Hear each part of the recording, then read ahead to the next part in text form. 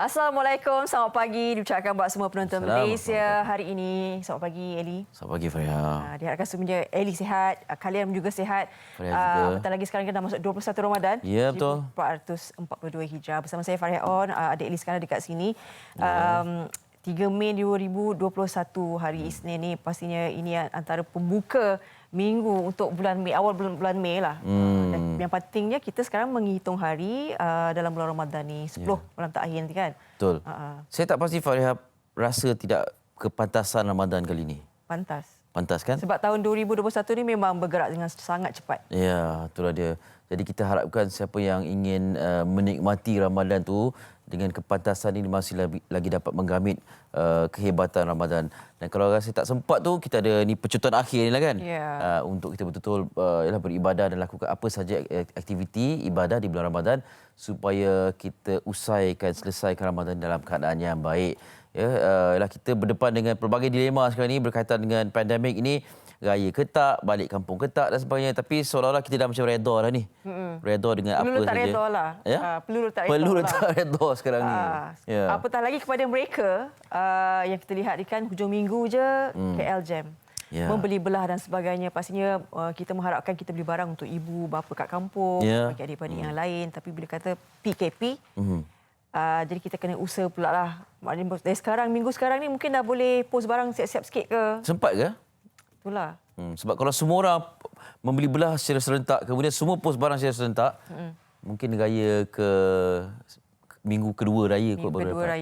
Ya, kemungkinan lah. Tapi apapun kita harapkan dipermudahkan segala urusan dan patuhi kawalan kena. Sebab lah bila kita bercakap tentang compound dan sebagainya, makin lama kita dengar ataupun kita tinjau sendiri, ada yang semakin lama semakin longgar ya. Itulah. Kita lihat sajalah Kuala Lumpur.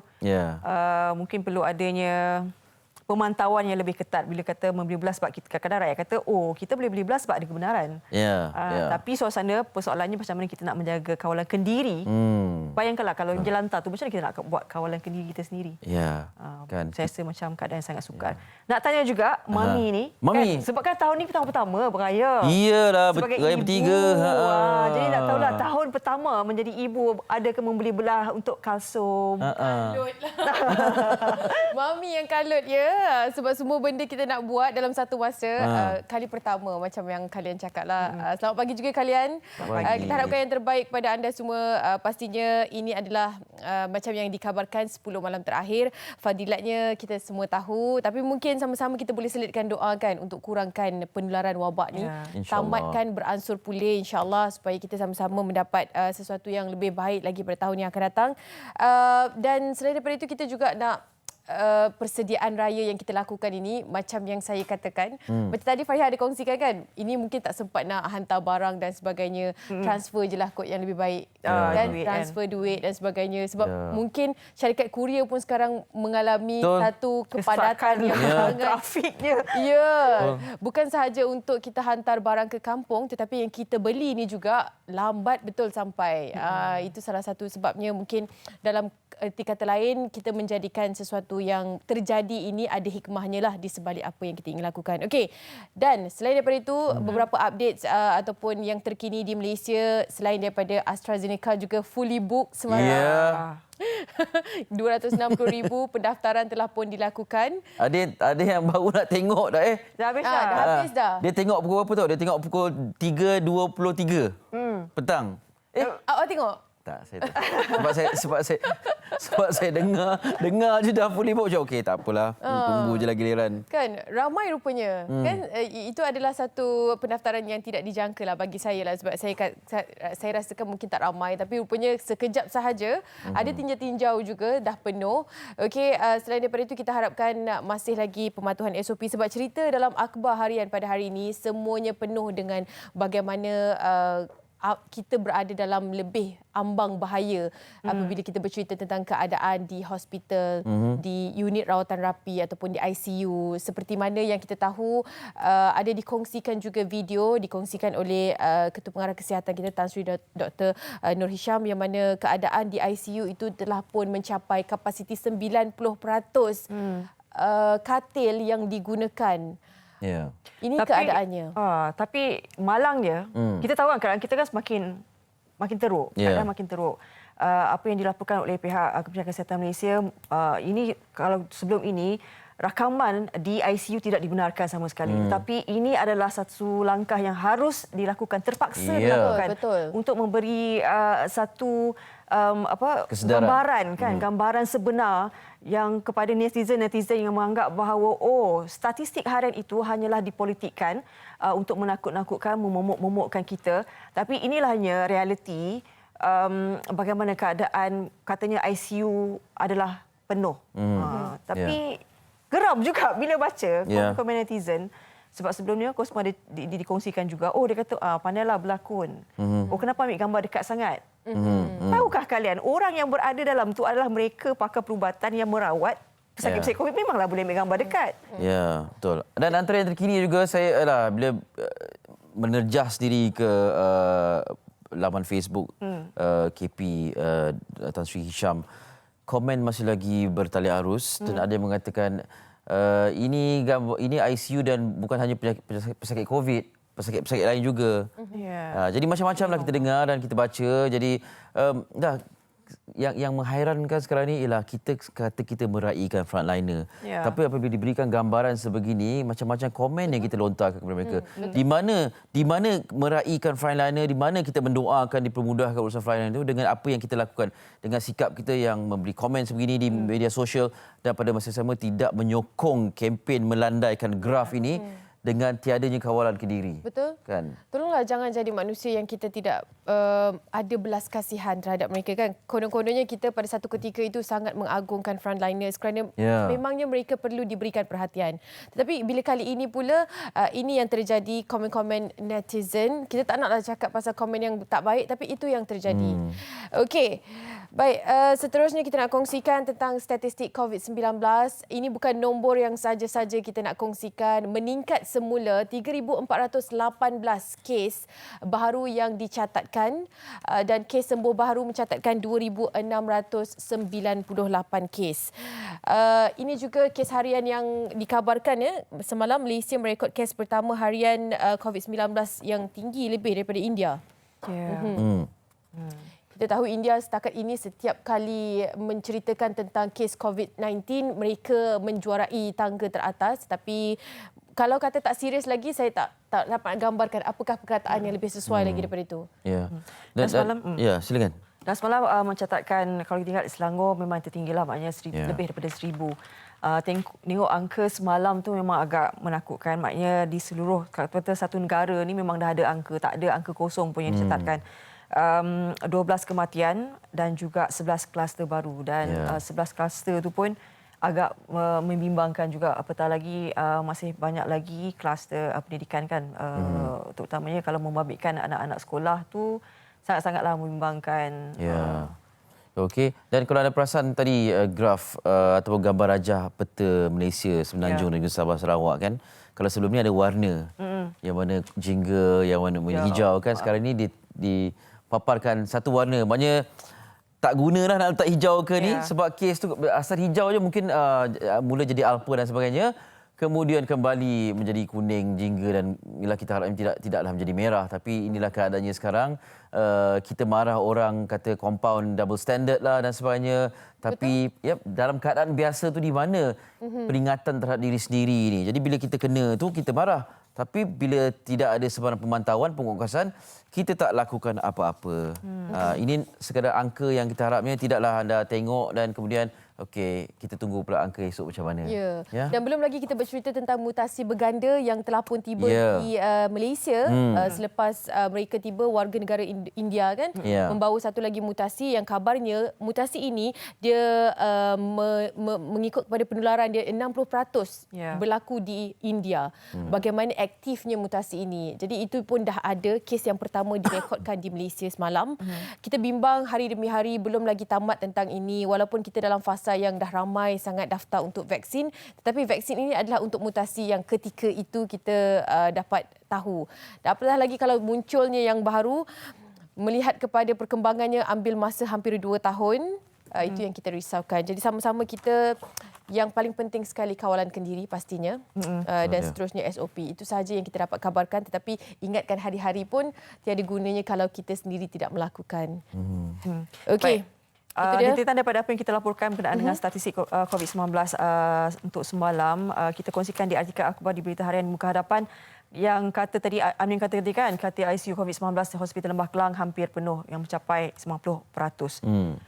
Ini di Muka Hadapan turut tertera gambar bagaimana sebahagian daripada 63 pesakit ICU termasuk 25 pesakit kritikal dipantau di ward biasa Jabatan Kecemasan Hospital Sungai Buloh, Selangor. Jadi Hospital Sungai Buloh ni antara 6 hospital yang memang dah hampir penuh lah. Dan ada di antaranya juga dekat hospital, 6 buah hospital ni yang dah mencapai 100% katil di ward ICU. Ketua Pengarah Kesihatan Tan Sri Dr. Nur Hisham Abdullah berkata 6 hospital mempunyai katil rawatan kritikal atau ICU untuk pesakit COVID-19 didapati melebihi ambang amaran dengan kadar penggunaan katil melebihi 70% dan ada juga di antaranya menghampiri 100%. Di halaman ketiga, lanjutan daripada laporan tersebut katanya pembedahan dan juga prosedur elektif terpaksa dikurangkan atau ditangguhkan bagi membolehkan lebih banyak katil hospital dikhususkan untuk rawatan COVID-19. Jadi ini sangat membimbangkan oleh para perawat lah sebenarnya. Kerana apabila kapasiti ini dah melebihi kan. Jadi ini mengganggu sebenarnya sistem kesihatan negara kan. Bayangkan kalau prosedur pembedahan pun terpaksa ditangguhkan dan sebagainya. Bagaimana nanti kalau kes-kes emergensi yang lain? Dan turut dilaporkan berkenaan dengan kemudahan di MIPS mampu tampung pesakit apabila ada statistik harian semakin meningkat.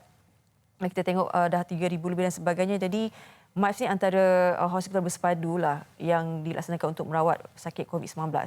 Maknanya MIPS ni bukan saja untuk pesakit dekat Selangor, wilayah Persekutuan Kuala Lumpur, tetapi Melaka juga Negeri Sembilan yang tak ada pusat kuarantin juga ditempatkan di situ. Jadi baru-baru ni saya ada juga kru pergi ke MIPS Sedang ni untuk melihat bagaimana suasana keadaannya penugasan mereka ini ketika bulan Ramadan. Sebab bulan Ramadan ni dikabarkan dikata ya Allah Kak, kami sampai pakai PPE tu daripada pukul 9 malam sampai pukul 3 pagi tak buka-buka, bayangkan. Sebab, ini bulan Ramadan juga kan?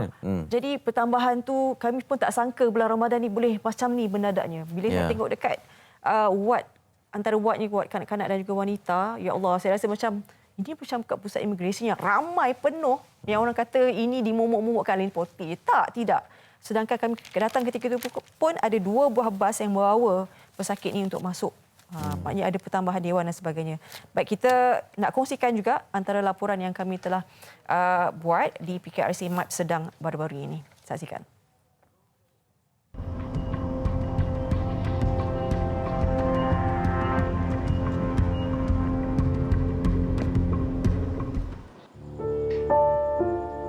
Pusat Kuarantin dan Rawatan COVID-19 PKRC MIPS 2.0 kini bukan sahaja memantau pesakit berisiko rendah, malah turut beroperasi sebagai pusat bersepadu MIPS. PKRC MIPS 2.0 dibuka semula pada 6 Disember 2020 dan dinaik taraf kepada PKRC bersepadu MIPS 2.0 pada 24 Januari lalu. Pusat ini menerima pesakit tahap 3, 4 dan 5 dalam skala sederhana dari negeri-negeri yang tiada PKRC seperti Melaka dan Negeri Sembilan. Bagi para petugas kesihatan termasuklah agensi-agensi yang terlibat di MIPS, tahun ini adalah tahun pertama Ramadan mereka di sini. Usai berbuka, sesi solat sunat tarawih dijalankan di dalam Dewan D yang merupakan zon hijau di pusat ini.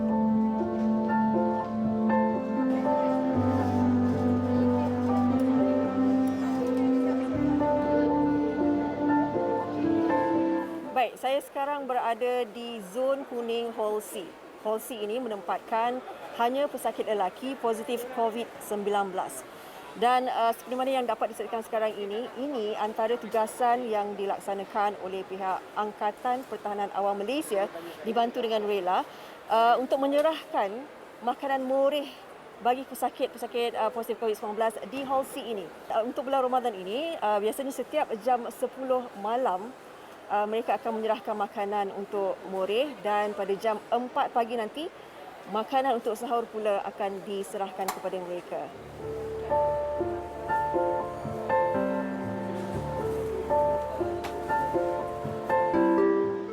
mula bertugas 3 hari sebelum PKRC MAEPS dibuka. Dr. Mazilawati Abdul Rahman merupakan timbalan pengarah 1 klinikal di sini. Di sini kita ada beberapa level of doktor, di mana kita ada doktor pakar dan doktor pegawai perubatan. Untuk pegawai perubatan kita ada shift 12 jam, dan juga untuk pakar perubatan ya, dia ada on call 24 jam ya. Saya sebagai pakar di sini membuat on call, dan juga saya juga sebagai timbalan pengarah klinikal di sini melihat secara keseluruhan tentang pengurusan dan juga klinikal di MAEP ini. Setakat 2 Mei, sebanyak 3,418 jangkitan baharu COVID-19 dilaporkan dengan Selangor mencatatkan angka tertinggi iaitu sebanyak 1,200 kes baharu. Jumlah kumulatif pesakit setakat semalam ialah seramai 83,443 orang, dengan 68,154 daripadanya ialah lelaki dan baki 15,289 ialah wanita. Peningkatan kes sedang berlaku, dan peningkatan ini bukan di kalangan bukan warga negara, tetapi adalah warga negara Malaysia sendiri. Dan kita dapati kali ini ya, peningkatan ini agak sedikit lebih, kerana kita dapati pesakit-pesakit yang quite severe tu lebih banyak compare tu yang sihat untuk COVID yang kita dapati. Ya. Jadi dalam bulan puasa adalah bulan yang cabaran untuk kita, sebab waktu inilah COVID sedang kes-kes angka COVID sedang meningkat.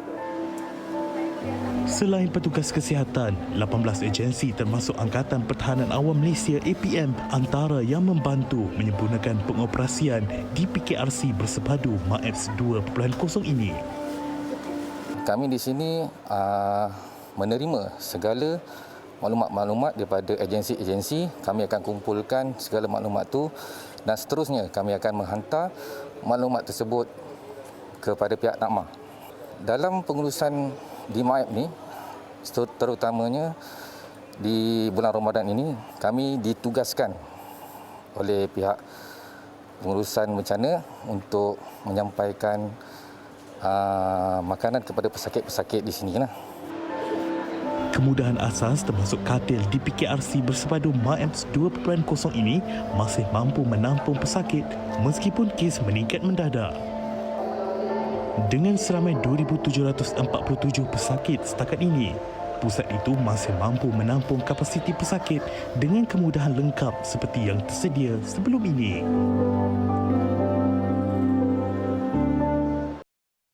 Itu sebagai daripada laporan yang mampu kami bawakan, sebab ketika itu banyak kekangannya, sebab kami berada di zon kuning, tak boleh terlalu lama. Jadi gambar untuk pesakit-pesakit yang berada di ward pun tidak boleh dinampakkan secara jelas. Tapi ketika itu kami berada tu, nampaklah mereka sedang bertarawih di dalam ward tu. Okey, maksudnya dalam kalangan mereka juga yang dijangkiti. Okey. Baik. Okey, sebagai individu bila berada di situ, apa kesedaran yang timbul? Sebab ialah kadang-kadang kita ni penonton ataupun rakyat biasa ni tak tahu gambaran sebab tidak pergi tengok kan. Fariha pergi lihat dengan mata kepala sendiri. Apa kesedaran yang timbul? Bila saya dengan kru berada di zon kuning tu, satunya kita lihat memang betul jelas wajah-wajah, walaupun mereka memakai tapi kita nampak mata tu memang sangat letih. Dan dia ada satu ruang macam lounge lah kan. Maknanya daftar kat situ, nak tanya status, nak tanya cadar, bantal semua kat situ. Jadi bayangkan makcik-makcik yang yang dah berusia dan sebagainya. Saya rasa macam ruang tu, ya Allah, ramainya. Saya pun tak sangka sebab masa pergi reki tu tak ramai. Tapi masa bulan Ramadan bila kami datang, astagfirullahalazim, saya cakap ini ke keadaannya? Cakap, ya, ini belum lagi tengok yang di sebelah sana. Maknanya ward-ward tertentu kan, dia ada 5 dewan. Jadi saya kata, ini ke yang netizen kata, alah itu semuanya saksi itu main-main je, diorang saja nampak tambah. Tak. Jadi saya rasa macam dengan anak-anaknya. Jadi dalam tu nanti doktor tu kongsilah macam, okey, nampak tak ibu tu? Ibu tu dah ada pakai macam, kita tahu tak baju hujan yang macam plastik tu? Dia warna biru, dia sarung baju hujan plastik tu, lepas tu pakai macam topeng tu tak macam topeng kita lah. Cakap, itu adalah si ibu yang masuk, dia negatif tapi perlu menjaga anak. Allahu Akbar. Jadi bila tengok anak positif, ada pengorbanan ibu yang terpaksa. Jadi mereka ada tag-tag dan sebagainya. Jadi bila kita lihat macam Allah, saya rasa sangat kejam lah kalau ada yang mengatakan bahawa statistik harian tu hanyalah untuk kita momokkan. Ya. Tak benar. Dan dipolitikkan sebab isu tertentu. Tidak. Sebab doktor tu saya cakap, saya setahun kat sini memang tak cuti. Cakap doktor tak pernah cuti. Saya cuti sekali je sebab saya ambil peluang untuk hantar anak saya pergi asrama. Itu je sekali. Nampaklah mata tu memang dah letih. Kita pun macam Allah. Kita tak dapat bayangkan kan. Itulah. Kita lah kalau boleh nak semua orang ada kesempatan untuk melihat dengan mata kepala sendiri. Tapi apakan daya, cuma itulah sejauh mana anda ingin percaya dengan apa yang dibawakan ini, itu atas anda. Tapi kalau bisa kata anda marah sebab tak boleh balik raya dan umur hanya dimomokkan saja, kawalan Kediri di mana? Kenapa tidak jaga dalam aspek itu kan? Anda tahu anda marah katanya ini adalah maklumat-maklumat yang tidak tepat dan sebagainya. Tapi bila anda berada di Bazar Ramadan sebagai contoh ataupun di mana-mana tempat terbuka, tempat ada orang awam, kenapa anda tidak menjaga diri anda? Kenapa kita tidak berlaku adil kepada situasi ini? Jadi kita fikirkanlah sama-sama. Okey, seterusnya Metro Metro juga kita bukan sahaja sembang mengatakan yang ada tidak patut SOP, ada yang tidak takut dengan keadaan ini, tetapi keadaan yang sememangnya jelas kelihatan di ibu kota.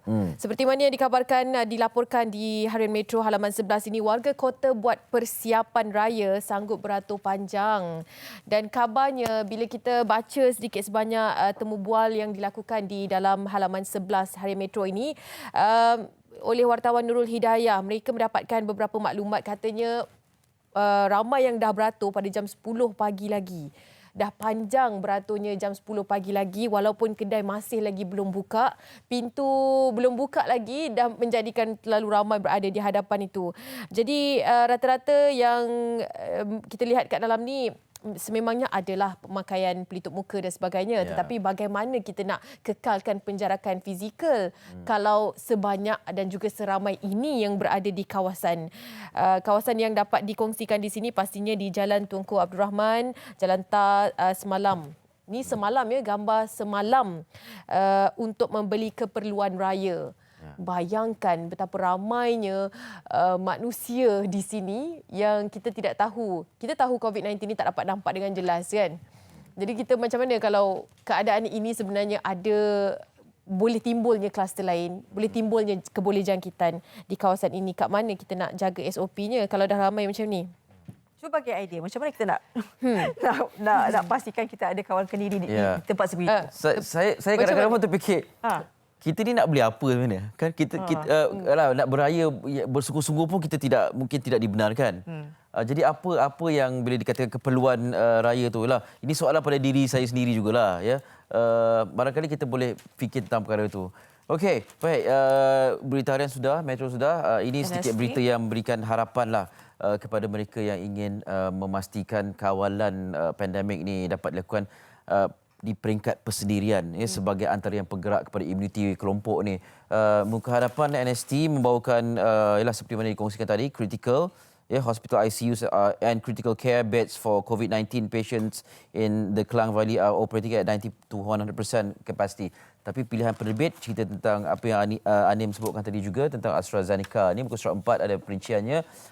Voluntary basis, AstraZeneca slots booked in 3 hours. Itu disebutkan lepas buka je.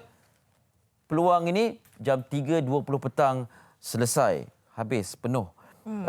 Science Technology and Innovation Minister Khairy Jamaluddin, however, said those interested could register their names to be placed on the vaccination waiting list. All AZ slots are fully booked. My apologies for the initial glitch and multiple refreshes. Jadi ada yang lama jugalah berada di depan peranti untuk refresh. Ya, ada glitch biasalah kita bercakap tentang kalau nak beli barang yang menjadi rebutan pun macam tu juga kan. Jadi apatah lagi dengan sambutan yang hangat terhadap AstraZeneca ni. Antara lain disebutkan juga Health Minister Dr. Adham Baba thanked the public for the acceptance of the COVID-19 vaccines including AstraZeneca as it had helped accelerate the country's immunization drive.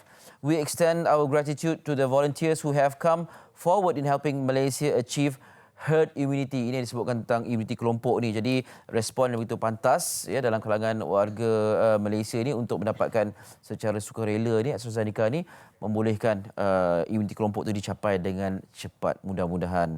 Ya, ada beberapa tempat kesemuanya slot ni 268,000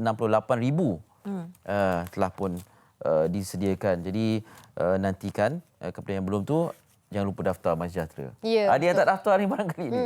Kan? Mungkin ada yang tak daftar ataupun yang buat-buat terlupa nak daftar. Okey, sama-sama kita daftar Buat untuk terlupa. program imunisasi kebangsaan. Ya. Baik, kita nak rehat seketika. Kembali selepas ini kita akan bincangkan tentang compound double standard. Ada tanda soal di belakang tu ya. Pelbagai persoalan yang akan dirungkai seketika nanti di MSI.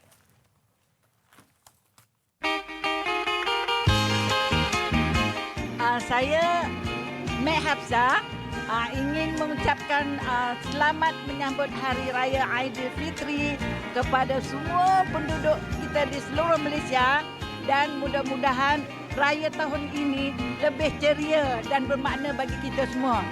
Assalamualaikum. Nama saya Halimah binti Alias. Saya ingin mengucapkan selamat Hari Raya Aidilfitri pada tahun ini dan maaf lahir batin. Saya ingin mengucapkan selamat Hari Raya Aidilfitri kepada seluruh umat Muhammad dan juga seluruh manusia di dalam dunia ini. Saya juga mengucapkan terima kasih kepada Malaysia hari ini dengan memberi peluang untuk mengucapkan selamat Hari Raya. Maaf zahir dan batin. Assalamualaikum warahmatullahi wabarakatuh. Saya Muhammad Amin Daniel. Saya ingin mengucapkan selamat Hari Raya Aidilfitri, maaf zahir dan batin. So basically raya ni is orang kata celebration untuk umat Islam. Macam mana you nak celebrate this Aidilfitri, yang paling penting sekali puasa kena full. Untuk semua penonton Malaysia hari ini, kami daripada Fluited mengucapkan Selamat Hari Raya Aidilfitri, maaf zahir dan batin buat seluruh umat Islam di dunia. Hello, Assalamualaikum. Saya Ahmad Adli. Saya ingin mengucapkan selamat Hari Raya Aidilfitri. Semoga semuanya jaga kesihatan dan sihat selalu.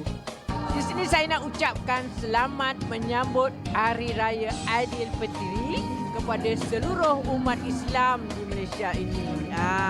Semoga kita semua akan mendapat berkat dari Allah SWT. Saya Halimah binti Naim. Saya mengucapkan selamat Hari Raya, maaf zahir dan batin. Semoga tahun ini kita beraya meriah sekali. Tahun 2021 semoga bahagia.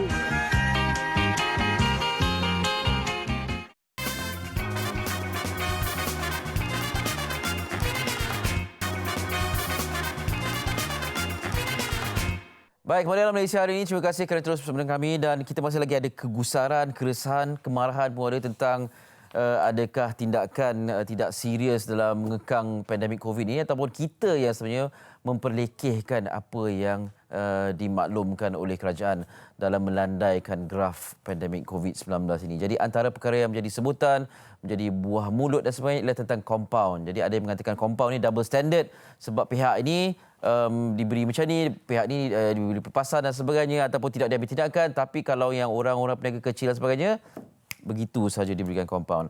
Adakah benar compound ni double standard? Kita nak dapatkan daripada perspektif kepenggunaan juga. Saya bersama dengan yang tidak asing lagi, Datuk Nazim Johan, Ketua Aktivis Persatuan Pengguna Islam Malaysia. Assalamualaikum Datuk. Waalaikumsalam. Sihat ya? Alhamdulillah. Sampai ni okeylah. Itu dia, alhamdulillah. Datuk, ialah pastinya PPM juga menerima macam-macam maklum balas bila bercakap tentang compound ini. Sebagai permulaan, apa yang boleh Datuk katakan? Saya rasa mungkin kerjaan kena melihat kaedahnya. Sebenarnya dia macam ni. Kalau buat benda tak betul, kaedahnya betul jadi betul. Jadi buat benda betul, kaedah tak betul jadi huru-hara. Okey. Jadi ini yang kita kena kaji betul-betul. Pasal kadang-kadang ialah bila kita terima aduan tu kita pun tak boleh nak jawab. Apa kita nak jawab? Kita bukan tahu benda pun. Jadi question tu yang datang daripada lapangan yang cukup marahlah. Contohnya kenapa denda macam ni? Pasal denda yang tinggi jadi terkejut. Monyet pun terkejut kalau macam tu yang tinggi kan. Jadi marahnya lebih kepada nilai itu. Nilai itu dia pun sebenarnya bayar tak bayar tu soal kedua. Tapi bila terkena macam tu buka mulut. Pasal sebelum ni kita tak pernah terdedah dengan keadaan begini kan. Ini dimudahkan ini adakah ini norma baru? Yang akan kita lihat selepas ini, dan adakah ini fair? Pasal at the end of the day rakyat perlu dijaga dan perlu dididik, dan adakah pendidikan ini cara kaedahnya betul? Pasal kalau kita didik macam ni dia jadi semacam macam tahu, oh ini satu fasa baru dalam kehidupan akan datang ni, Semua cerita pasal denda, cerita pasal ni. Rupanya di Indonesia pun macam tu. Denda tinggi-tinggi gila-gila. Dan adakah ini fair? Adakah ini dapat mengurangkan ataupun menimbulkan kemarahan yang luar biasa? Jadi, dan kita tengok juga antara persoalan yang kita tengok adalah ini dah setahun lebih ni. Orang pun yang setahun tu satu hal, masanya begitu lama. Pasal kita pun sebenarnya tak pernah terdedah dengan benda macam ni kan. Bila dah begitu lama, dan yang paling dahsyat sekali pasal orang tak ada duit. Tak bekerja satu hal. Ada yang kerja pun mungkin gaji sikit. Ada yang langsung tak ada duit. Jadi dia ke mana pergi tu? Kalau tak ada duit, dia bahaya tu. Bila tak ada duit nak makan, esok yang mencuri pun tak ada. Jadi kita kena mungkin pendekatan itu perlu dilihat kembali, dikaji kembali. Mungkin pihak berkuasa MKN ke pejabat PM kena tengok balik apa benda yang cara yang perlu untuk menangani keadaan semasa ini. Pasal kita tak boleh pakai formula lama kan. Einstein katakan kalau pakai benda yang pasal dah setahun. Maknanya kalau pakai teknik lama, benda tu tak bergerak, kita pakai juga lagi. Jadi benda tu berpusing lah. Datuk, bukan ke macam dalam apa saja kesalahan pun, kalau compound ataupun denda itu memperlihatkan nilai yang tinggi, ia akan menakutkan dan mengajar orang untuk patuh kepada peraturan. Dia memang tinggi tu memang patut jugalah, tapi bukan macam tu tinggi. Tinggi tu kan biasalah. Kalau mungkin kata even at the moment pasal keadaan ini, keadaan sukar, kehidupan sukar, diletak pula atas orang sukar pasal orang lain, orang bos-bos elok aja majlis tak ada apa pun. Pasal dia ada comparison. Pasal sekarang kan telefon tu dah jadi dekat tangan kan. Ini macam ni semalam pejabat PM macam ni. Jadi persoalan itu timbul. Jadi at the end of the day, ia tidak membawa kesan positif. Bila orang marah, dia nak kena penerimaan. Kalau boleh penerimaan bersama, maknanya kita kena ajak rakyat. Memang rakyat ni memang degil pun. Dia memang kadang-kadang jelah degil ke bengong pun memang ya juga. Jadi kita kena handle maknanya. Kena manage. To manage the situation. Maknanya pasal kita tengok contohnya lah yang kita terima kan ni, nak terima baru ni dah mula terima dah. Dulu pendidikan peranti tu kan. Lepas tu dah pergi sekolah balik. Pasal rasanya sesiapa yang buat putusan tu kena lihat berapa orang yang ada alat yang cukup. Saya dengar less than 10%. Habis tu kena beli, kena pinjam duit. Lepas tu dah pergi sekolah balik. Lepas tu dengar nak ni balik. Jadi saya takutlah benda macam ni. Pasal kita menghadapi begitu banyak aduan dan pertanyaan. Macam apa yang kita nak jawab? Pasal apa dulu macam ni, ni macam ni, ni macam ni, ni macam ni. Jadi Datuk, mungkin berlaku adil kepada pihak berkuasa. Perkara ini pun belum pernah berlaku.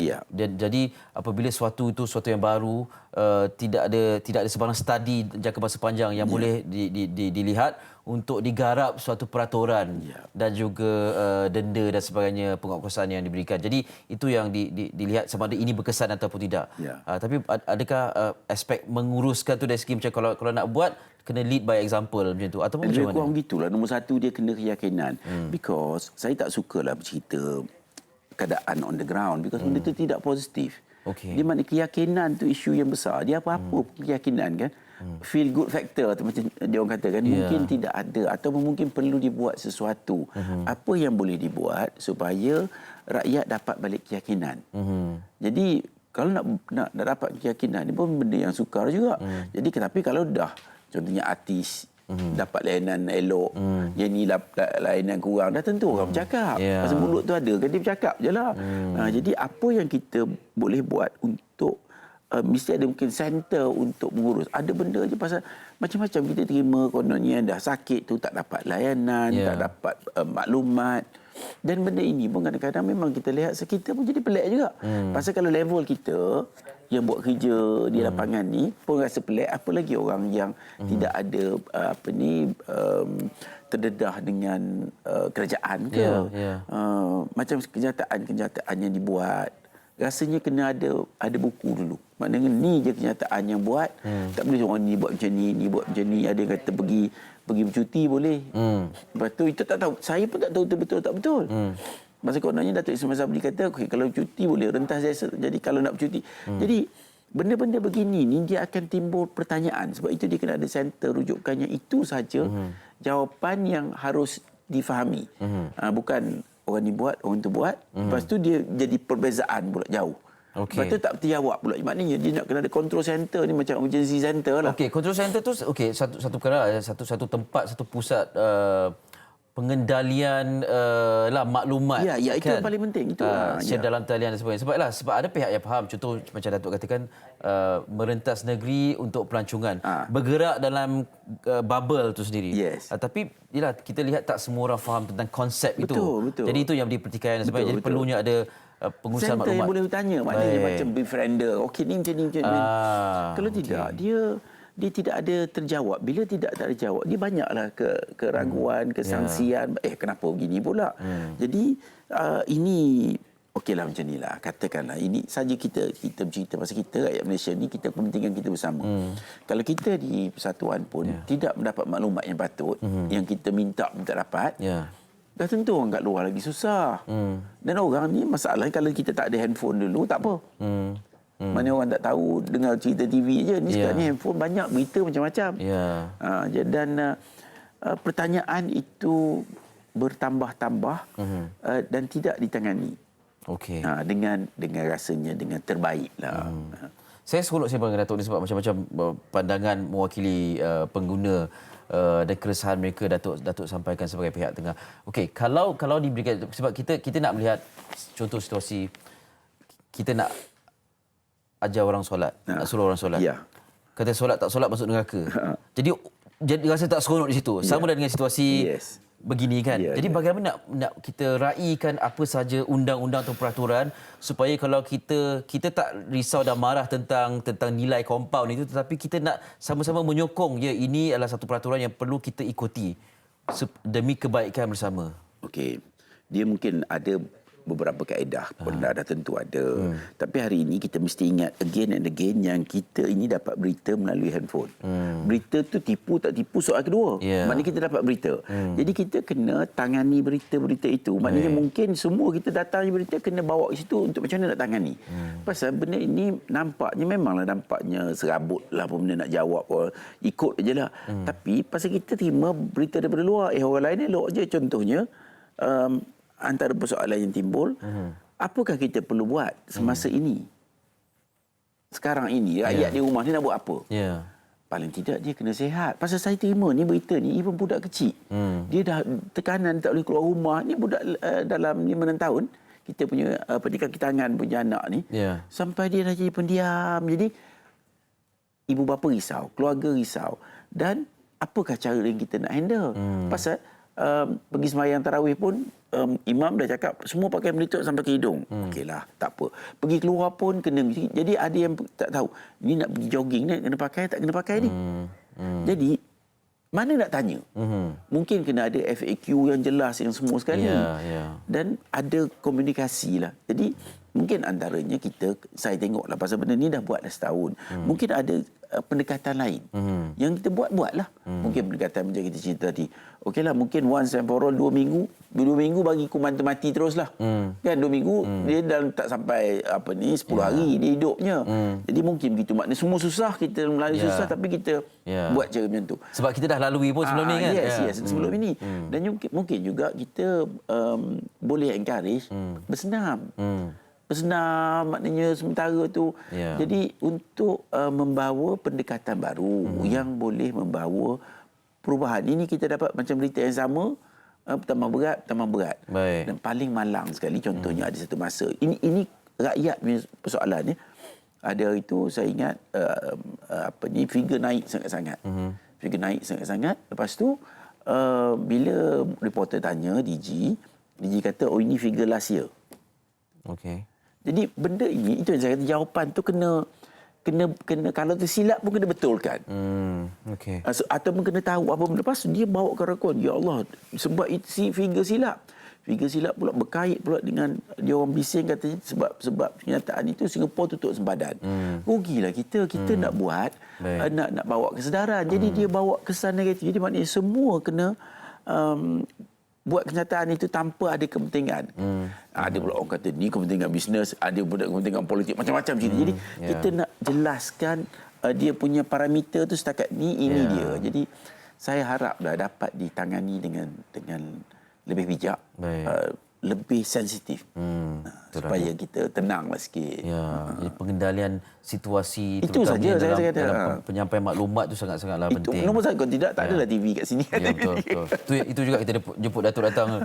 Datuk, terima kasih banyak-banyak atas perkongsiannya ya. Ini pastinya harapnya dapat didengarkan oleh pihak yang sepatutnya, sewajarnya, sebab kita tak mau berpihak pada mana-mana. Yang mana betul, itu yang kita sampaikan. Betul. Datuk Nazim Johan, Ketua Aktivis PPIM sama kita. Raya balik mana tu? Tak balik. Mana tahu dalam zon yang sama juga dengan tempat tinggal Datuk. Kita doakan yang terbaik ya. Terima kasih banyak Datuk studio sama kami. Baik, kita berehat seketika ataupun terus bersama dengan tamu dan juga Fariha. Ini satu lagi cerita ni macam-macam tentang gurauan seksual. Sejauh mana ia dibolehkan dan diterima dalam masyarakat kita. Fariha dan tamu ada perkongsiannya. Silakan Fariha. Baik. Kalau tadi Ellie dengan Datuk bergurau boleh balik kampung ke tak, tu tak apa, gurauan boleh diterima. Ini berkenaan dengan gurauan seksual, pastinya kita tahu, sudah maklum bagaimana ada kisah yang tular membabitkan pelajar sekolah dan juga warga pendidik. Jadi ini kita melihat bagaimana maklum balas, kan ramai yang bagi maklum balas. Dalam ada yang maklum balas marah ni, ada juga maklum balas netizen yang kata, alah bergurau pun tak boleh. Kita nak dengar dulu sebahagian daripada pandangan orang ramai berkenaan dengan gurauan seksual ini. Kalau terjadilah sebab benda tu tidak pernah saya alami.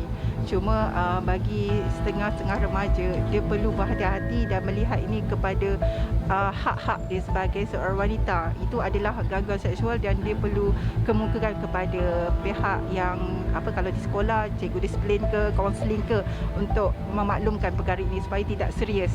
Sebab walaupun kecil tapi ia adalah serius bila di masa akan datang, sebab contoh yang ditunjukkan adalah contoh yang tidak baik. Impak dia memang saya rasa lebih kepada negatif lah. Sebab kalau satu lagi memberikan positif juga. Dari segi negatif, mungkin remaja-remaja itu dia melihat perkara itu okey, seolah-olah boleh dilakukan. Tapi kalau di kalangan peringkat dewasa masyarakat, dia akan nampak perlunya sesuatu yang serius dilihat untuk membendung perkara ini. Kalau gurauan seksual ni terjadi kepada saya, tindakan saya mengikut situasi juga. Sebab kadang-kadang dengan kawan-kawan kita mungkin dia dianggap sebagai job. Tapi sekiranya dilakukan oleh orang yang mungkin kita tidak kenali secara rapat, mungkin benda itu boleh menjerumus kepada benda yang tidak baiklah di kalangan awam. Itu saja. Kalau boleh stop lah.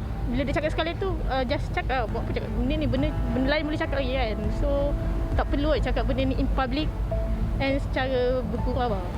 Benda tu, perkataan tu adalah tak seharusnya diucapkan oleh seorang guru kepada murid-muridnya. Dan juga mungkin dia ada masalah mental kot cikgu tu. Jadi dia akan lepaskan perkataan-perkataan lucah tu kepada murid-murid tersebut kan. Untuk melihat apa tindak balas murid tersebut. Baik, ini sebahagian daripada maklum balas respon orang ramai terhadap isu ini. Dan untuk kita memperbincangkan lagi berkenaan dengan topik ini, pandang serius gurauan seksual, kita nak memperkenalkan terlebih dahulu tamu hari ini untuk berbicara lanjut. Nur Zabita Muhammad Nur merupakan peguam. Assalamualaikum, selamat pagi. Selamat pagi. Dan kita nak mengimbangi topik ini, bukan saja dari segi undang-undang tetapi dari segi agama juga. Bersama dengan Ustaz Jafri Abu Bakar. Terima kasih kami Ustaz di sini. InsyaAllah, sama-sama. Tadi Eli kata makin lama makin handsome Ustaz. Umai MHI no. Macam. Okey. Berkenaan ni kita bergurau Ustaz ah. Ya, bergurau sabar dah. Takut pula saya lagi. Okey. Berkenaan dengan topik kita perlu pandang serius mengenai gurauan seksual. Yeah. Sebelum tu kita tahu macam mana kita dapat gangguan seksual di tempat kerja, tapi ini membabitkan pelajar sekolah usia bawah umur lah ni. Kan lebih menjadikan membimbangkan warga pendidik. Tapi ini kita tak cakap semua. Kita tak nak nanti kata kita menjatuhkan maruah pendidik, tidak. Ia bukan lebih kepada profession tetapi lebih kepada inilah dia isu yang kita nak bincangkan. Sebelum tu saya nak tahu, mungkin Zapita boleh terangkan gurauan seksual itu. Bagaimana kedudukannya itu? Begini, gurauan seksual ni, contohnya kita lihat ya, sebenarnya banyak akta-akta yang memperuntukkan tentang kesalahan dari segi seksual ni. Misalnya di bawah Seksyen 509 Kandung Keseksaan ada disebutkan sekiranya perlakuan seseorang itu dari kata-katanya, gerak isyaratnya, dan juga macam dia menggunakan materi hantar gambar. Contoh dalam grup WhatsApp ada gambar-gambar lucah dengan niat untuk mengganggu kesantunan atau maruah seseorang atau mengganggu privasi. Sebenarnya boleh dihukum. Kita kadang-kadang seksual punya kesalahan ni kita skopkan kepada yang kecil. Dalam Seksyen 509 ni mengintai pun dikatakan di bawah seksyen ini. Sebenarnya ada hukumannya. Kalau ada yang buat laporan kemudian didapati ada niat di situ, penyampaian tu bunyi pun boleh. Jadi ianya adalah merupakan kesalahan. Dalam masa yang sama, kalau macam contoh bergaduh dengan orang, kita guna isyarat yang lucah, tidak senonoh, isyarat lucah. Jadi apabila kita guna isyarat lucah, ada di bawah akta kesalahan kecil 1955. Tapi masyarakat kita ni kadang-kadang tak tahu dia dah dibuat lawak lucah ni, apa hak kita? Betul. Apa yang perlu dilakukan? Sebenarnya ada undang-undang. Malahan di bawah Seksyen 294 Kandung Keseksaan dia ada kata, kalau di kawasan public area, kawasan awam, kita dengar lagu-lagu lucah adalah merupakan kesalahan yang boleh dihukum penjara atau denda. Nampak betapa besarnya skop. Cumanya apabila tidak ada kesedaran, itu masalah dia. Sebab kita tak tahu di mana kalau kan ada cabang-cabang ni sebenarnya lebih besar skopnya. Sebelum saya beralih ke Ustaz, saya nak suka saya untuk maklumkan kepada kalian juga, mungkin penonton-penonton MHI ada pengalaman, ada persoalan yang ingin dikemukakan oleh tetamu-tetamu kita hari ini, boleh hubungi kami di studio 0377261603 ataupun kalian boleh titipkan di FB MHI sekiranya ada soalan yang boleh kita bacakan kepada tetamu. Baik. Itu dari segi undang-undang. Dari segi gurauan seksual yang kita perlu tahu bahawa ada cabang-cabangnya dan kes-kes yang tertentu yang ada akta yang tertentu ditentukan. Ustaz, bila kita melihat katalah gurauan seksual ini, kan, bila kata seksual, perkataan itu saja memberi satu sentapan seksual, kan. Dari segi agama Islam sendiri, bagaimana? Sebab kalau kes ini melihat kebanyakannya kes wanita, perempuan. Umpama macam perempuan ni macam maruahnya diletakkan, kan, sepatutnya kita memandang tinggi, bukan tidak ada perbezaan sebenarnya sepatutnya, tapi bagaimana Ustaz melihat dari segi agamanya, umpama sekarang ni maruah seorang perempuan tu macam dah jadi benda, macam digurau, tapi itu membabitkan kehormatan maruah. Pertamanya nak bergurau-gurau, ada benda boleh bergurau, ada benda yang tak sesuai untuk buat bergurau. Tuan-tuan boleh rujuk dalam surah At-Taubah ayat 65. Allah sebut apa? Allah kata apabila ditanyakan kepada mereka menjawab apa? Innama kunna nakhudhu wa nal'ab. Kami ni main-main saja. Kami ni olok-olok main-main saja, bergurau senda saja, dia kata. Lalu Allah jawab apa? Allah kata, apakah dengan kenapa dengan Allah, dengan ayat-ayat Allah, dengan Rasulnya kamu nak buat main-main, kamu nak buat olok-olok? Maksudnya dalam agama ni, dalam kehidupan kita ni, ada benda kita boleh buat main-main, ada benda yang kita tak boleh. Sensitif isu dalam urusan-urusan berkaitan dengan hukum hakam dalam agama tak boleh buat main-main. Sebab ada ketetapan-ketetapan yang telah Allah set, yang telah Allah tentukan dalam Al-Quran. Berkaitan dengan maruah wanita ni, Salih Azimad, Islam ni datang sebenarnya untuk mengangkat maruah dan martabat wanita. Kalau dulu zaman-zaman jahiliah, Salih Azimad, wanita dijadikan barang dagangan. Dia jadi betul-betul jadi barang, isteri boleh trade in. Dia sebab dia ada nilai. Dia kalau meninggalnya seorang itu, isteri ini dia akan jadi dia boleh difaraidkan. Anak-anak perempuan, dia kalau ada anak-anak yang sudah balik, dia akan letakkan bendera di hadapan rumah itu, menunjukkan bahawa dia ada anak perempuan, anak dara di rumah dia yang siapa-siapa boleh datang untuk tidur dengan anak-anak tersebut. Sebab bagi mereka ni tak ada nilai. Allah cerita dalam surah An-Nahl bagaimana sallallahu alaihi wasallam, kalau orang zaman jahiliah dulu, kalau dia dapat anak perempuan, mukanya akan jadi muram. Suram, dan dia akan terfikir, apa yang aku nak buat dengan anak ini? Apakah aku nak tanam ke ataupun aku nak kuburkan dia hidup-hidup? Itu dia antara benda yang difikirkan, sebab dia merupakan satu keaiban kalau dapat anak perempuan. Tapi bila Islam datang, Islam mengangkat martabat wanita. Islam meletakkan wanita ni subhanallah duduk pada satu posisi yang sangat tinggi dalam masyarakat. Dan subhanallah, dan ada maruah dan kedudukan wanita yang yang perlu dijaga dan perlu diperhatikan dalam agama. Kalau orang lelaki ini duduk satu kedudukan yang boleh menyebabkan dia masuk syurga, maka wanita pun punya kedudukan yang sama saja untuk dia masuk syurga Allah SWT. Jadi Salih Ahmad, jadi dalam bab sensitif, bukan sensitif berkaitan dengan seksual, jangan letak wanita pada martabat yang rendah. Sebab Allah mengangkat wanita ni pada martabat yang tinggi. Right. Isu ni agak panas. Kita baru tadi maklum nombor telefon dah ada pemanggil. Baik, kita sapa dulu pemanggil di talian. Hello. Assalamualaikum. Cik Azlan. Hello. Hello. Cik Azlan, Assalamualaikum.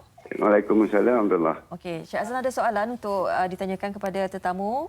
Ya, saya ada satu soalan berkenaan dengan jiran-jiran. Silakan. Jadi berkenaan dengan anak saya lah. Mungkin ini satu gurauan bagi dia. Saya nak tahu adakah pada salah daripada segi undang-undang. Gurauan macam mana Cik Azlan? Dia kata bila anak dara kita lalu, dia kata belakang dia melantik, dia kata. Boleh menggoda lah, masuk dia kan. Itu adakah satu kesalahan daripada segi walaupun dia buat satu gurauan. Kan? Maknanya nak tahu apakah tindakan yang boleh diambil. Saya nak tanya Guam, apa tindakan yang boleh diambil? Baik. Terima kasih Cik Azlan atas soalan. Baik. Ini yang kita kata kadang-kadang orang duduk kampung ke, duduk tempatan dekat kan. Saja-saja nak bergurau tapi gurauan tu tidak selesa. Tidak selesa. Okey. Ini kalau sekiranya kita merasakan tidak selesa, itu saya rujuk tadi 509 kanun keseksaan, dia memperuntukkan sekiranya mengganggu kesantunan seseorang, modesti ataupun maruah seseorang. Sekiranya isu ini berlaku dan kita rasakan tidak selesa, kita mempunyai hak untuk membuat laporan polis. Dan apabila laporan polis dibuat, adalah menjadi tanggungjawab polis lah untuk melakukan siasatan atau membuat dapatanlah sama ada terdapat elemen jenayah di dalam perkataan-perkataan yang digunakan sehingga mengganggu kesantunan seseorang tu. Itu kita ada hak. Jadi nasihat saya kepada pemanggil tu untuk buat laporan polis lah. Buat laporan polis maknanya secara lebih jadi okey, apabila kita membuat laporan polis, selalunya ada orang kata kenapa laporan polis ni dah buat, ada yang ambil tindakan. Dalam kes ni tak ada yang ambil tindakan. Membuat laporan polis di bawah kanun tata cara jenayah tu section 107 dia memperuntukkan bahawa laporan ni perlu diambil.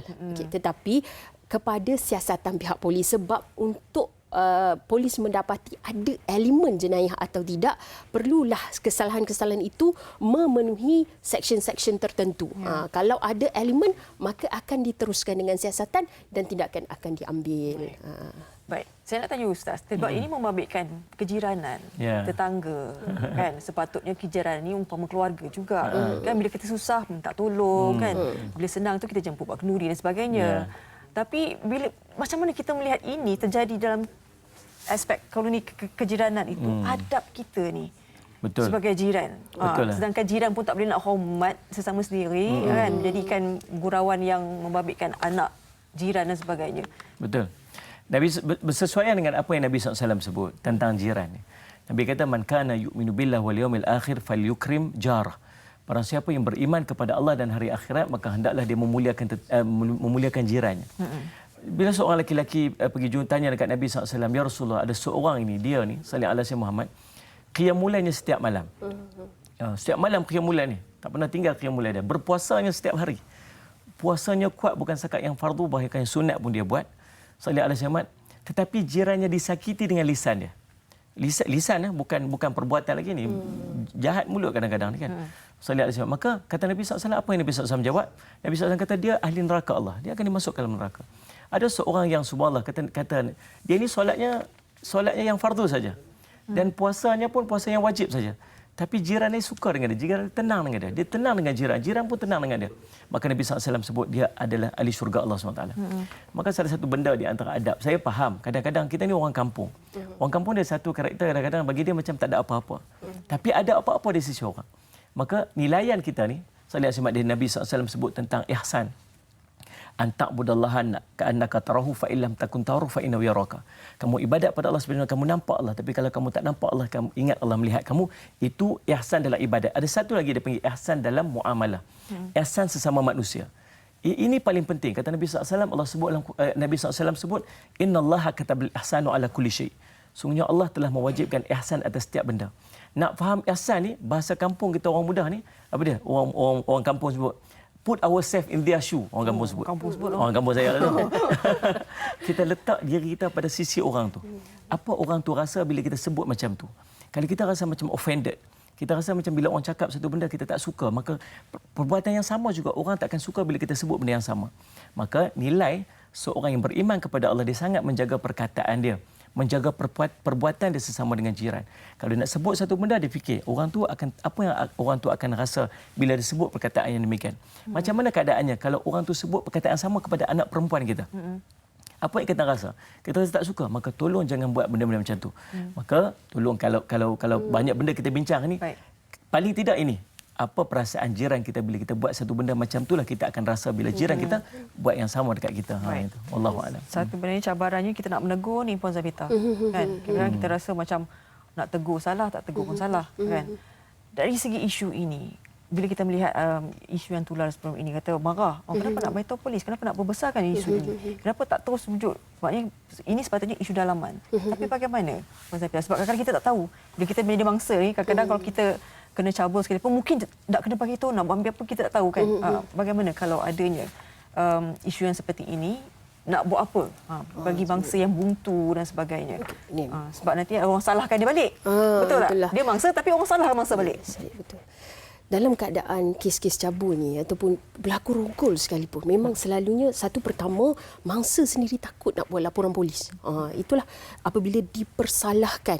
Jadi dia jadi traumatized, dan juga sebenarnya mangsa ni, dia apabila berlaku keadaan ni, satu kes ini siasatan tidak selesai hanya di situ, akan dibawa ke mahkamah. Jadi dia akan mula berfikir, nanti nak bawa ke mahkamah, macam mana pula prosesnya, nanti duduk di kandang saksi, ditanyakan pula soalan. Jadi kalaulah kejadian, contoh kita tengok terjadi pada bulan Oktober, tapi bila dipanjangkan dengan siasatan, dengan seolah-olah ada setengah orang ni dia nak padamkan memori itu. Tetapi apabila berpanjangan begini, mereka jadi takut. Itu yang pertama. Keduanya, lihat pula reaksi orang ramai. Kadang-kadang ada yang menyalahkan mangsa. Awak yang salah sebab pakaian begini, sikap begini. Jadi menyebabkan mereka jadi takut. Sepatutnya kita ni sebagai orang awam, apabila berlaku situasi macam ni, janganlah kita kecam dia. Kita bagi galakkan. Apa yang berlaku situasi ini bermula dengan satu gurauan, terbukanya maknanya orang, sebenarnya gurauan tak boleh. Sebenarnya keterlaluan. Dan sebelum ini juga, timbul orang-orang lain yang kata, saya pun pernah kena macam ni. Kalau tak ada seorang yang bersuara. Betul.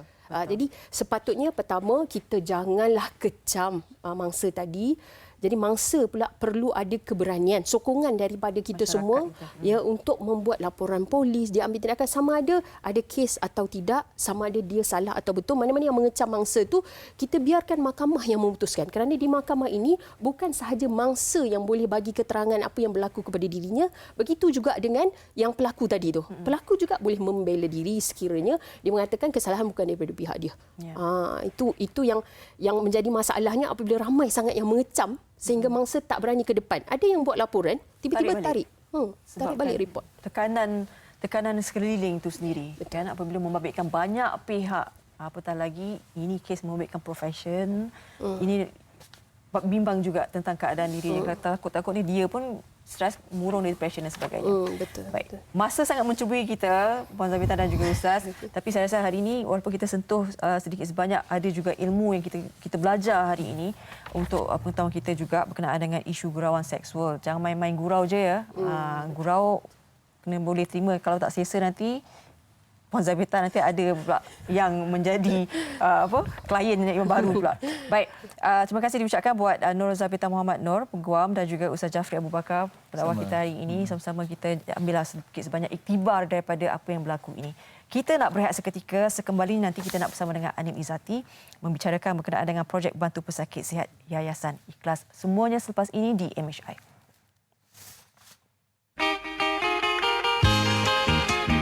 Assalamualaikum, nama saya Muhammad Rafi Hakimi daripada Medical Record Officer. Ingin mengucapkan selamat Hari Raya Mak Zahir dan Batin kepada keluarga saya di Marang Terengganu. Ingin mengucapkan Mak Zahir dan Batin. Assalamualaikum warahmatullahi wabarakatuh. Saya Wadina Abdullah daripada Jabatan Penerangan Malaysia Selangor ingin mengucapkan selamat Hari Raya Aidilfitri. Maaf zahir batin kepada semua rakyat Malaysia, khususnya kepada keluarga saya yang berada di kampung. Tahun ni tak dapat raya lagi, tapi kita kena happy. Kita jaga kita. Hai, nama saya Muhammad Lutfi Hadi bin Zaini. Saya dari Jabatan MRO. Saya mengucapkan selamat Hari Raya kepada keluarga saya di kampung. Assalamualaikum, nama saya Wan Fatihah. Saya daripada Unit Rekod Perubatan. Saya berasal daripada Kelantan. Ucapan saya kepada keluarga yang berada di Kelantan, buat Umi, Papa dan adik-adik dan saudara mara yang ada di sana, selamat Hari Raya, maaf zahir batin. Saya ingin mengucapkan selamat Hari Raya, maaf zahir dan batin kepada keluarga saya yang berada di kampung di Perak dan juga kepada seluruh rakyat Malaysia. Jangan lupa untuk kekal jaga SOP dan juga sentiasa menjaga jarak sosial anda, jarak fizikal anda, dan ingat kita masih lagi belum menang. Kita jaga kita, lindung diri, lindung semua. Assalamualaikum, saya Muhammad Edwin Abdul Majid daripada Jabatan Bomba dan Penyelamat Malaysia. Mengucapkan selamat Hari Raya untuk keluarga di kampung dan semua rakyat Malaysia. Bismillahirrahmanirrahim. Assalamualaikum warahmatullahi wabarakatuh. Saya Muhammad Zafran Hanafi bin Muhammad Rosdan dari APM Negeri Selangor mengucapkan selamat Hari Raya Aidilfitri dan maaf zahir batin kepada seluruh warga APM, khususnya umumnya kepada orang yang mengenali diri saya, keluarga, sahabat handai dan warga Malaysia. Assalamualaikum dan selamat Hari Raya. Saya Muhammad Zainul Nizam bin Johari, bertugas di Jabatan Bomba Jam Selamat Malaysia. Ingin mengucapkan selamat Hari Raya dan selamat bertugas kepada pasukan bertugas yang bertugas di MIAT Serdang pada 2021. Kami dari Angkatan Pertahanan Awam Malaysia ingin mengucapkan selamat Hari Raya Aidilfitri, maaf zahir dan batin.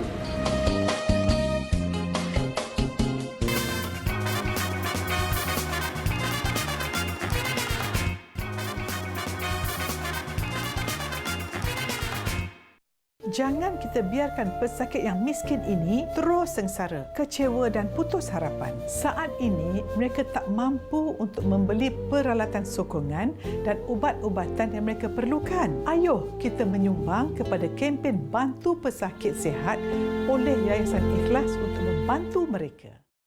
Ramai sebenarnya yang memerlukan rawatan susulan selepas mereka keluar daripada hospital ataupun banyak sebenarnya tanggungan-tanggungan kos yang sangat tinggi yang diperlukan untuk mereka dapat beberapa peralatan terutama sekali. Jadi apa yang anda saksikan sebentar tadi merupakan kempen projek Bantu Pesakit. Ini juga merupakan satu mungkin lembaran kepada anda semua yang ingin menyalurkan sumbangan. Bagaimana titik permulaan kita ingin lebih ikhlas dalam memberi sumbangan. Inilah salah satunya. Seperti mana yang kita nak kongsikan tentang projek Bantu Pesakit Sihat ini. Sebelum tu saya nak perkenalkan tetamu kami. Istimewanya kita alhamdulillah dapat menerima kunjungan Ustaz Muhammad Hanafiah Abdul Malik, penasihat agama Yayasan Ikhlas pada hari ini. Apa khabar Ustaz?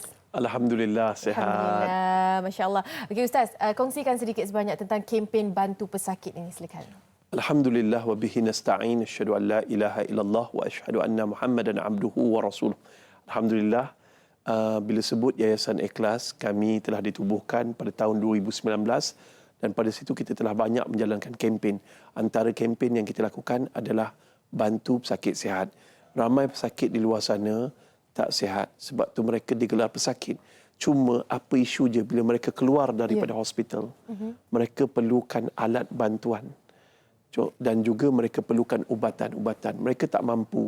Dengan kerjasama Yayasan Ikhlas dengan Jabatan Kerja Sosial hospital-hospital terpilih, kami telah bekerjasama membantu ramai pesakit-pesakit yang telah keluar daripada hospital. Kita bantu mereka yang kurang kemampuan, B40 ke bawah, dan juga mereka yang benar-benar memerlukan. Kita bantu mereka untuk mendapat alat bantuan pernafasan, alat sokongan, kerusi, meja, kerusi tilam dan juga katil khas untuk mereka. Dan juga kita juga membantu di sudut perubatan. Sebab membantu kos ni penting. Ada satu kes yang duduk dengan kami, yang kami bantu, Aisyah Mikael. Aisyah Mikael ni ayahnya hanya berpendapatan RM800 sebulan. Tetapi dalam masa yang sama, dia berhadapan dengan kos perbelanjaan anaknya RM800 sebulan. Dia ada anak-anak yang lain. Bayangkan anak yang cacat, OKU, cerebral palsy. Dalam keadaan itu, nak menjaganya kadang-kadangnya terlalu sukar dan berhadapan dengan ujian. Selalunya seorang ayah dia diam bila dia bermasalah dan tertekan sangat. Dia sanggup melakukan apa saja untuk membesarkan anak tersebut. Tapi ujian Allah terlalu berat. Kita sebagai seorang Muslim, ingat umat Islam itu bersaudara. Susah senang tetap bersama. Tolonglah mereka kerana mereka ni sedang tertekan dengan ujian Allah Ta'ala. Tuan-tuan dan perempuan, muslimin dan muslimat, saya nak cerita juga. Ada satu kes, ini saya sendiri. Saya seorang pesakit kanser. Dan kanser saya memang beratlah berhadapan. Dan ketika itu Yayasan Ikhlas belum wujud lagi. Tertekan dengan masalah kewangan, dengan masalah kesakitan. Dalam masa yang sama, saya ada 2 orang anak yang telah meninggal dunia. Anak saya, seorang tu namanya Nurul Iman. Lahir 5 hari bulan 5, 2005, anak saya yang kelima. Dia meninggal dunia pun masalah usus. Dan ketika tu, bayang saya bekerja, kena buang kerja. Dah tak tahu nak cerita macam mana. Dan anak saya meninggal dunia dalam bulan Ramadan. Jadi benda-benda yang macam ni amat, saya dah tak tahu nak mengadu pada siapa ketika tu. Hanya Allah, sahabat baik saya yang saya mengadu segala-galanya. Bayang, isteri saya tak mampu nak menjaganya waktu siang hari sebab dia terpaksa bekerja. Saya jaga siang dan akhirnya majikan saya buang saya. Sebelum benda ni berlaku pada yang lain, saya merayu, sama-samalah bantu kami di Yayasan Ikhlas untuk bantu pesakit sihat. Kita tak nak ada pepatah yang mengatakan sudah jatuh ditimpa tangga. Kerana tuan-tuan dan perempuan, ramai orang susah. Ramai orang kena buang kerja. Tetapi kena buang kerja dalam masa yang sama anak-anak sakit di rumah. Ayah dengan ibu tidur tak lena. Dan nak bekerja pun kadang-kadang sebahagiannya kita berfikiran hanya untuk anak-anak kita. Wallahualam. Wallahualam. Beberapa peralatan sebagai bantuan selepas rawatan susulan dilakukan. Apakah antara yang menelan belanja ataupun kos yang sangat tinggi bila kita cerita tentang contohnya kerusi roda, alat bantuan pernafasan dan sebagainya? Kursi roda 3-4 ribu tak lari. Tilam yang special tu 5-6 ribu tak lari. Dan kemudiannya yang paling mahal alat bantuan pernafasan. Kebanyakan pesakit, dan dekat Malaysia ni terhad alat bantuan pernafasan untuk mereka yang baru lepas dibedah, terutamanya kanak-kanak ataupun dewasa. Mereka ni terlalu sukar nak dapat dekat Malaysia ni. Dan harga satu RM150,000. Jadi kita berharap pada penonton, tolong sebarkan snap gambar, nombor akaun, tolong sebarkan. Sebenarnya bulan Ramadan ni tuan-tuan, saya tahu tuan-tuan banyak menyumbang, tetapi Allah SWT telah mendengarkan berita tentang Yayasan Ikhlas, kempen bantu pesakit sihat ini pada tuan-tuan, maka bantulah kami. Tak banyak, sedikit tuan-tuan. Boleh bermula dengan RM30. Wallahualam. Kita dapat saksikan sasaran 5 juta untuk membeli peralatan bantuan perubatan dan sebagainya. Dalam angka ini agak-agak berapa ramai yang dapat dibantu secara sasarannya? Kita boleh bantu lebih. Sekarang pun tanpa ada 5 juta ni, kami dah bantu ratusan pesakit. Masya-Allah. Bayangkan. Dan alhamdulillah saya dan Yayasan Ikhlas juga Profesor Dr. Muhayya Muhammad akan cuba sedaya upaya untuk meningkatkan usaha kami. Baik. Untuk kumpul 5 juta dan kemudiannya kita dapat menyebarkan lebih banyak orang boleh dibantu. Wallahualam. Wallahualam. Sekali lagi mungkin daripada Ustaz sendiri harapan untuk mereka yang ingin menyumbangkan sedikit sebanyak kepada Yayasan Ikhlas untuk projek bantu pesakit ini, silakan Ustaz. Boleh layari www.bantupesakitikhlas Yayasan Ikhlas ataupun masuk ke Facebook Yayasan Ikhlas dan hubungi nombor yang tertera. Nombor akaun pun ada. Tuan-tuan boleh snap gambar ni dan kemudiannya tolonglah. Tak banyak, sikit. Mudah-mudahan tuan-tuan Allah kurniakan rezeki untuk bertemu malam Lailatul Qadar, dapat beribadah dengan sempurna pada malamnya, taubat diterima dan dikumpulkan kita semua di dalam syurga yang hampir dengan Rasulullah sallallahu alaihi wasallam. Sallallahu alaihi wasallam. Amin, insya-Allah. Terima kasih banyak-banyak Ustaz. Sama-sama. Kita harapkan agar inisiatif dan juga sumbangan ini dapat disalurkan dengan baik sekali dan dipermudahkan segala urusan untuk tim Yayasan Ikhlas.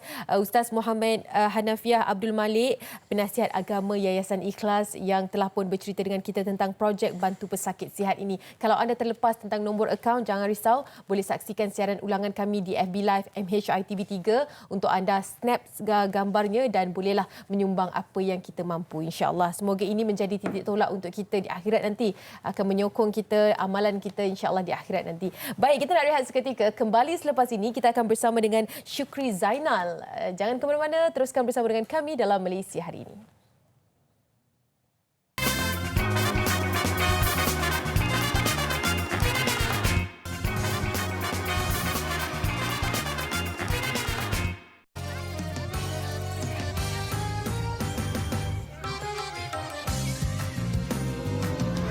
Bergelora rasa, ku pejamkan mata, terbayang indah saat di desa.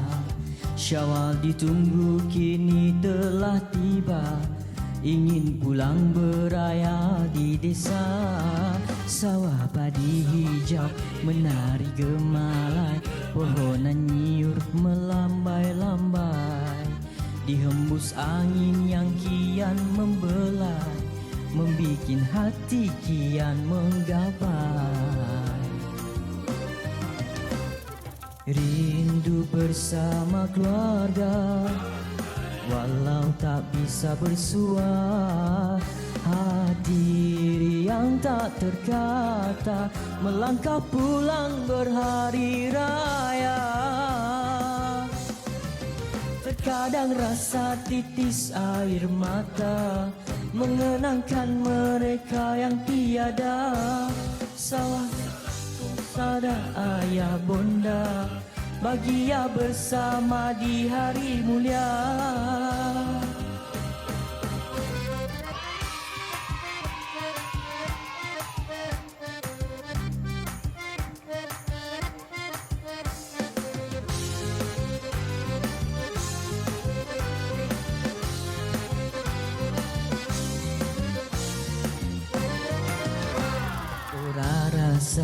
Ku pejamkan mata, terbayang indah saat di desa. Syawal ditunggu kini telah tiba, ingin pulang beraya di desa. Sawah padi hijau menari gemalai, pohonan nyiur melambai-lambai. Dihembus angin yang kian membelai, membikin hati kian menggapai. Rindu bersama keluarga, walau tak bisa bersua. Hati yang tak terkata, melangkah pulang berhari raya. Terkadang rasa titis air mata, mengenangkan mereka yang tiada. Sembah salamku pada ayah bunda, bahagia bersama di hari mulia. Ayo kita ramai pulang ke desa, bercanda mesra sanak dan saudara. Sembah salamku pada ayah bunda, bahagia bersama di hari raya. Ayo kita ramai pulang ke desa, bercanda mesra sanak dan saudara. Sembah salamku pada ayah bunda, bahagia bersama di hari raya. Okey. Dia dendang lagu raya lah. Assalamualaikum. Assalamualaikum. Ni kira lagu raya pertama di MHI ke? Ya. Oh, ya ke? Sebab kita baru je mendendangkan lagu raya kan. Apa khabar? Alhamdulillah, ana bil khair. Syukur alhamdulillah. Saya ingat tadi Da'i Luqman tadi menyanyi lagu raya. Oh, ya ke? Ada tak orang cakap? Wajah awak macam Da'i Luqman. Tak adalah pula. Tak ada. Belum lagi. Belum Ini first time ni. Nanti cari Da'i Luqman tu siapa. Oh, okey, insya-Allah. Kita ke sana sikit. Okey, jom kita ke sana sikit. Jom kita. Mungkin boleh cerita sikitlah berkenaan dengan lagu raya kali ini, Joget Canda Raya. Joget Canda Raya. Okey, lagu Joget Canda Raya ni ditulis dan dibuat oleh saudara Khairul Nizam dan juga Kamal Uman daripada label Kami Music Production. Dan muzik video ni pula dibuat oleh pada Pure On Vision dan juga Reka Asia Studios. Dan lagu ni memang sebenarnya kita tahulah memang tak boleh balik kampung kan. Kita tahu benda tu. Tapi kalau kita tengok pada video muzik, okey, dia macam orang cakap saya pejam mata tengok dia macam mengingatkan balik. Orang kata ingat balik kat kampung. Yang balik kat kampung. Dia mengambil daripada cerita semasa sekarang ni kan, kita tak tahu masa lagi dilema dan sebagainya. Tapi lagu ini kalau kita dengarkan lagu-lagu sebelum ni pun pernah keluarkan lagu raya juga kan. Betul. Syukri Zainal ni macam lagu raya, dia akan mengeluarkan lagu raya yang baru. Kalau tak sebelum ni kita dengar lagu-lagu lama kan. Sememangnya itu adalah perancangannya setiap tahun akan keluarkan lagu raya. Sebenarnya ini adalah lagu pertama, lagu yang saya keluarkan lah untuk dalam industri macam saya masuk dekat menyanyi ni. Ini adalah lagu pertama, lagu raya. Untuk puisi Puisi Rindu yang itu third single. Ini adalah lagu yang keempat, lagu raya. Jadi insya-Allah mungkin raya tahun depan ada lagi, raya tahun Haji pun ada lagi. Raya Haji pun buat lagi. Wow. Jangan betul. Kena buat lah. Kan? Awak tak buat lagu raya Haji lah. Kena buat lah. Okey. Macam mana Ramadan setakat ni? So far alhamdulillah, saya rasa macam Ramadan kali ni sebabnya banyak juga jemputan-jemputan daripada luar untuk saya datang. Tapi saya lebih kepada suka pada duduk di rumah. Itulah untuk sebab nak menjaga kan. Kita takut. Bukan apa. Tapi insya-Allah tak ada apa-apalah. Syukri, tak ada perancangan untuk memperhebatkan lagi promosi, sebab kadang-kadang ada orang siapa ni? Minggu ni kan bentar lagi lagu raya ni. Sebab tadi saya pun macam adik. Adik dah ini ke siapa? Promosi untuk dia lah. Promosi, okey. Promosi ni kita macam label saya, Kami Music Production ni, so mereka dia berbincang lah di mana promosi-promosi ni macam contoh di TV station dan di radio dan juga lebih kepada media sosial, YouTube, everything semualah. Memang kita story semualah kan, live sebab yalah raya ni kita try untuk make it, sebab benda ni sebulan, rayakan sebulan. Jadi kemungkinan bila kita duduk di rumah tu dapatlah selalu main lagu Joget Canda Raya. Itulah. Saya nak tanya, orang mana? Orang mana? Orang bila tengok dialek kita, orang Perak. Cakap orang Perak ke? Tak, Negeri Sembilan. Jauh benar. Dia belah mana Negeri Sembilan orang macam ni? Ada penerbit kita tanya umur apa? Umur berapa? Umur 34. Tapi nampak orang cakap, nampak alhamdulillah lah orang cakap 23 tahun, 18. Ada lah. Syukur alhamdulillah. Mungkin sebab saiz dia kan dengan Farihan lebih kurang dia. Kadang-kadang orang silap ingat 20 tahun. Betul, saya tengok macam tu juga. Bukan Jack, bukan Bodek. Tapi lorat ni kenapa sampai ke Perak lorat? Kembali kepada Negeri Sembilan Perak. Okey, sebenarnya bila orang cakap macam tu kan, jadi dia cakap ini karakter ke apa? Memang kawan tu kawan dengan orang Perak, memang rapat dengan orang Perak. Jadi bila balik kampung kan, bila balik kampung tu Perak tu tak ada keluar lah. Perak tak ada keluar, dia tu tak ada apa bondo kat sini yo. Itulah macam tu, esek kat sini yo. Macam tu lah. Maknanya taklah terbawa-bawa sebagai Negeri Sembilan ni. Tak adalah. Tapi dah biasa dialek orang Perak tu kan. Itulah lebih selesa. Tak ada bila tengok tu dah macam awak ada karakter yang kalau awak tak cakap yang kelakar. Kalau awak tak cakap awak orang Negeri Sembilan, kita takkan tahu. Kita ingat orang bota ke? Bota. Gitulah dia. Banyak keluarga memang semua di Negeri Sembilan. Ya, semua dekat Negeri Sembilan ni. Kalau macam contoh family tengok kan mesti terkejut. Bila masa pula Perak keluar ni kan.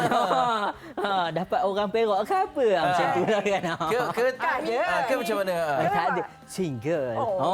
Ke tengah melihat-lihat orang belah Perak tu yang belajar dialek.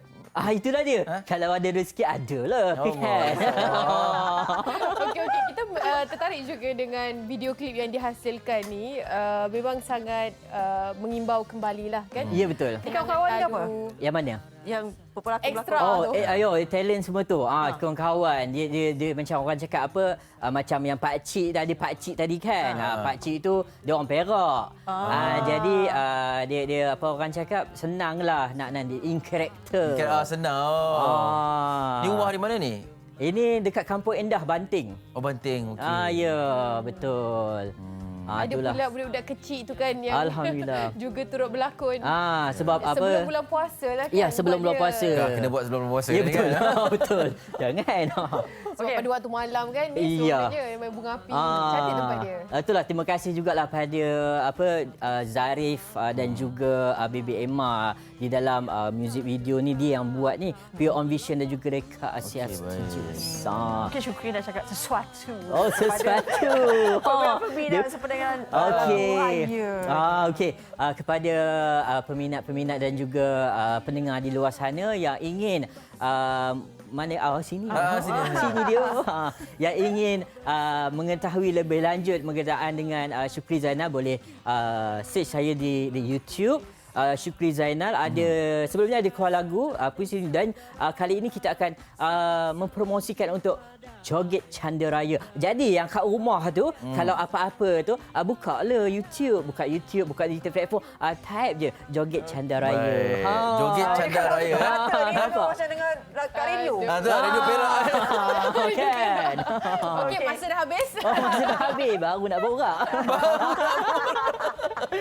Terima kasih menceriakan pagi kami kita hari ini. Selamat pagi jaya. Okey, insya-Allah. Jaga diri baik-baik. Insya-Allah, terima kasih. Selamat Hari Raya juga pada semua penyampai-penyampai MHI. Baik, terima kasih banyak. Okey. Esok kita tajuk berkat berniaga di bulan Ramadan. Ya, betul. Okey, sejauh mana kita memastikanlah kan kualiti sesuai dengan harganya, dan kita yang nak makan ni pun kita pun berpuasa. Selera dah sangat ni, kari pap kosong dapat. Kan. Sebab marah tengok-tengok kenapa lain pula rasanya kan dan sebagainya. Okey, itu semua esok. Jangan lupa bersama kami di Malaysia hari ini. Assalamualaikum. Selalu. Zainal. Silakan. Terima kasih.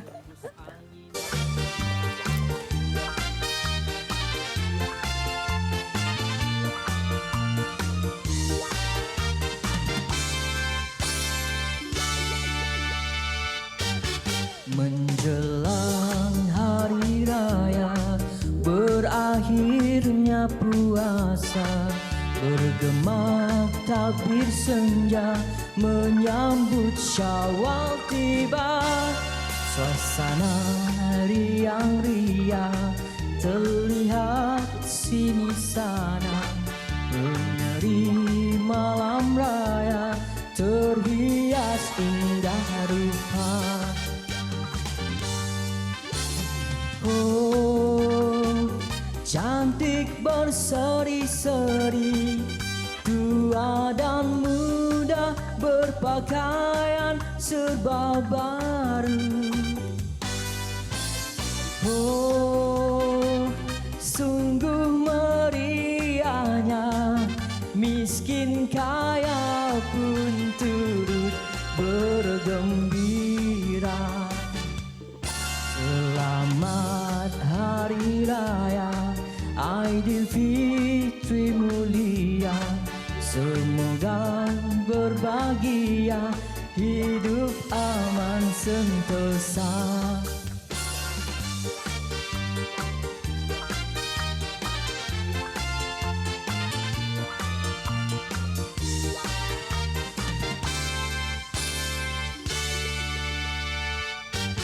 Menjelang